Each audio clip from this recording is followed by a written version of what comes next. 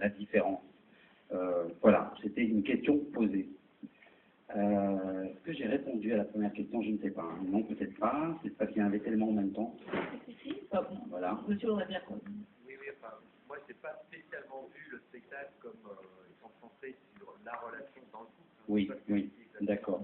Mais ma question, c'était la surprise que le spectacle débouche sur le texte de la déclaration européenne. D'accord. Tout ça a été fait, ce spectacle, en septembre. Hein. C'était bien avant tous les événements. Et vraiment, on le remet dans le contexte aussi, c'est que nous, quand on a créé le spectacle, on n'a rien rajouté après le mois de septembre. Mais on sentait des choses arriver quand même. Moi si je peux, donc, la déclaration des droits de l'homme. si je peux compléter, moi je l'ai vu arriver du fait des projections qu'il y avait régulièrement, des photos projetées, qu'on ne comprend pas d'ailleurs de suite, et puis petit à petit, elles s'imposent, on les voit de mieux en mieux, et voilà, après. Peut-être pour répondre à la question, c'est pendant le processus de répétition, parce que vous en avez parlé aussi de la charte, nous on était en répétition, et commençait un peu la question un peu qui commençait à prendre du nez, et tous les politiques qui s'écharpaient sur la question, qu'est-ce qu'on fait avec les migrants? Et comme nous on était en répétition, et tout le temps il y avait ce thème justement, mon amour, mon amour, mon amour, et ça c'est vraiment dans le cantique, et c'est un moment de se poser la question, mais finalement ce cantique des cantiques, c'est un peu un texte de loi. Et le texte de loi de la charte de l'Union européenne est une sorte de continuation, on va dire. C'est-à-dire que ça permet aussi à un citoyen, à une cité, de trouver un point de référence, un point de réflexion, et peut-être de se mettre d'accord sur quelques principes.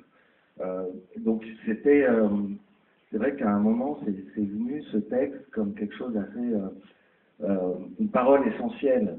Une parole pour peut-être replacer aussi la question de l'amour dans une action concrète. Par exemple, là à Berlin, moi j'ai fait une mise en scène, c'est Jeanne d'Arc. À la fin du spectacle, les acteurs viennent et disent ben voilà, écoutez, on fait une quête pour les migrants, parce qu'il y en a aussi beaucoup en Allemagne, et ils agissent très concrètement. Donc voilà, c'était un peu cette pensée-là que finalement la Bible c'est aussi un texte de loi et que nous aussi on a des textes de loi. Donc c'est avoir une réflexion par rapport à ça et connaître un peu peut-être aussi la genèse un peu de notre société, de notre civilisation, je ne sais pas comment on peut appeler ça, de notre culture.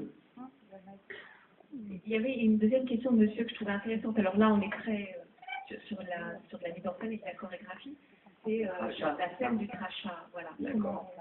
Donc en fait, alors je le dis ouvertement, je suis d'obédience musulmane, je ne suis pas pratiquant, mais juste pour que vous sachiez, moi je suis né en France, mes parents sont algériens, et on ne le dit pas assez, mais moi je suis d'obédience musulmane, mais mes parents m'ont un peu forcé, et j'en suis très heureux aujourd'hui, de lire et la Bible et la Torah, pour m'ouvrir un peu et de choisir après un Dieu ou pas, et de choisir un peu dans toutes ces religions, et j'ai trouvé qu'en fait elles étaient toutes les mêmes.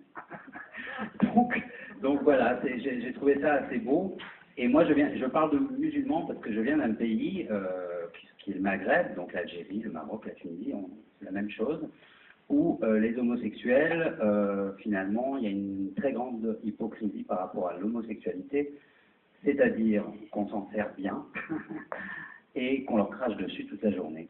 Et ça continue aujourd'hui. Voilà. Et dans la religion musulmane, dans les pays islamistes, voilà, les pays radicaux, là, vous connaissez, on les jette de falaise, on les pousse d'un immeuble. En France ou dans d'autres pays, ça a évolué, on fait semblant, mais ça n'a pas vraiment évolué. Les homosexuels sont encore regardés dans le monde entier comme des créatures étranges. Et puis il y a derrière ce crachat, il y a le crachat de l'homme sur l'homme qui est homosexuel, mais il y a aussi cet homme frustré qui aimerait bien se taper un mec, quoi. Voilà, hein, au fond de lui-même. Et si on crache sur les homosexuels, qu'ils soient hommes ou femmes, c'est qu'au fond de nous-mêmes, il y a quelque chose qui nous dérange, à nous, profondément. Donc, ce spectacle parle de notre... c'est un miroir, quoi. Hein. Qu'on veuille l'accepter ou pas, c'est un peu difficile de voir des scènes comme celle-ci, je comprends. Moi aussi, j'aime pas voir le crachat. Je trouve ça dégueulasse. Mais ça fait partie de la vie. Et ça fait partie d'une réalité que qu'on voulait montrer. Et qui est transformée à la fin. En poésie. Oui, c'est un crachat qui devient céleste, c'est assez simple. Spirituel. C'est un crachat qu'on prend tous et qu'on transforme en quelque chose de beau. Voilà.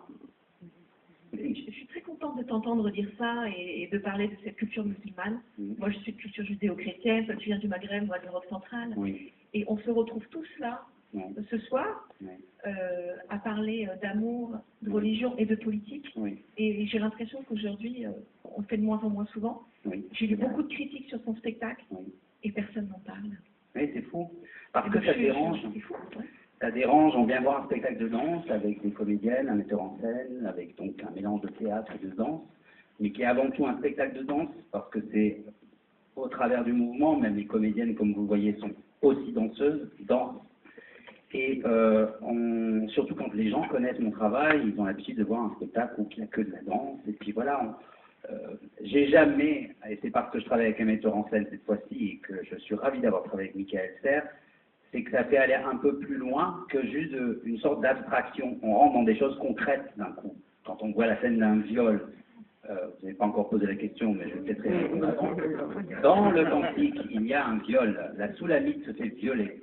Quand Salomon s'en va, la Soulamite le cherche dans les remparts et elle se fait violer par les gardes, les propres gardes de Salomon. Donc, c'était aussi une référence. Il y a même un tableau de Gustave Moreau, qui s'appelle Le viol de la Soulamite. Je vois qu'il y a des connaisseurs. Voilà, donc il y a un viol, et il y a même une journaliste, je ne dirai pas son nom, qui a dit, mais où a-t-il été chercher cette idée de viol? Donc je l'ai appelé, ce que je ne fais jamais, pour dire, il faut te cultiver dans le cantique, il y a un viol. Voilà, il faut le lire. Hein. Vous savez, le cantique, c'est comme la Bible, c'est comme le Coran, c'est comme la Torah.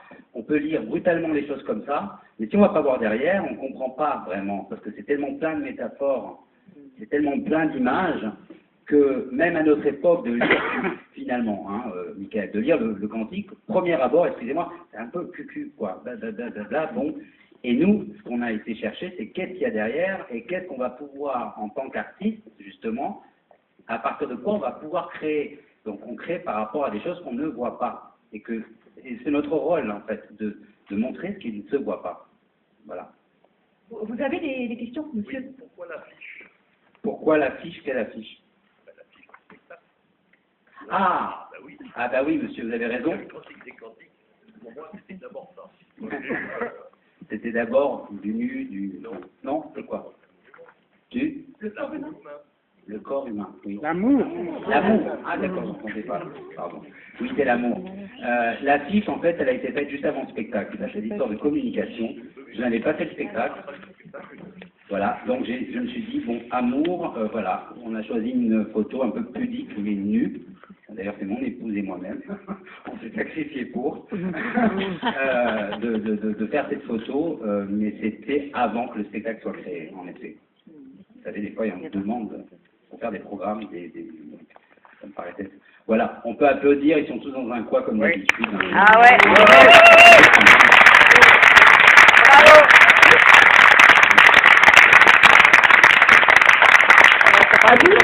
Madame a une question. Oui.